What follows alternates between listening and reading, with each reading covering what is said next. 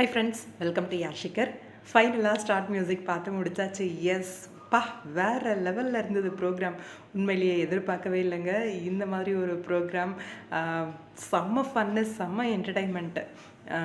கண்டிப்பாக ரொம்ப நாளுக்கு அப்புறம் நம்ம எல்லாரோட ரெக்வஸ்ட்டையும் வச்சு ஸ்டார்ட் மியூசிக்கில் ஃபைனலாக நம்ம மகாநதி சீரியல் டீம் அதுவும் வீக்காக வந்திருந்தது. ரொம்பவே சந்தோஷமாக இருந்துச்சு.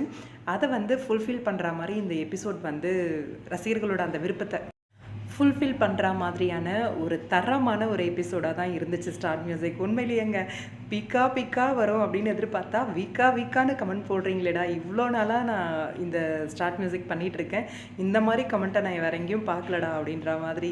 நம்ம பிரியங்காவோட கவுண்டர்ஸ்லாம் பயங்கரமாக இருந்துச்சு. உண்மையிலேயே ரசிக்கக்கூடிய வகையில். ஒரு பெரிய விஷயம் இந்த டீம் கிட்ட பார்த்தது என்ன அப்படின்னா, ஒத்துமைங்க. சான்ஸே கிடையாது.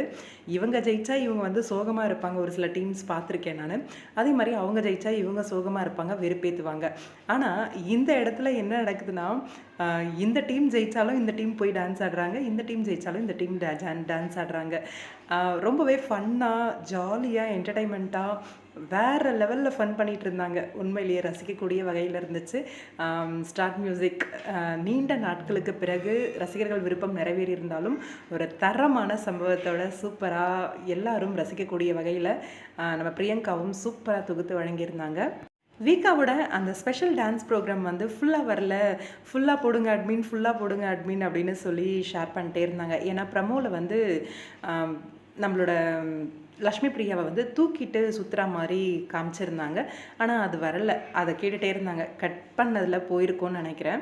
விஜய் டெலிவிஷனோட அட்மின் வந்து பயங்கரமாக வீக்கா ஃபேன்ஸுக்கு சப்போர்ட்டிவாக நிறைய வீடியோஸ் கிளிப்பிங்ஸ் எல்லாம் ஷேர் பண்ணி வீக்கா ஃபேன்ஸ் ஹாப்பியா அப்படிலாம் சொல்லி போஸ்ட் பண்ணிகிட்டு இருந்தாங்க. உண்மையிலேயே ஹாப்பி தாங்க. நல்லா இருந்துச்சு ப்ரோக்ராம். உங்களோட கருத்து என்ன?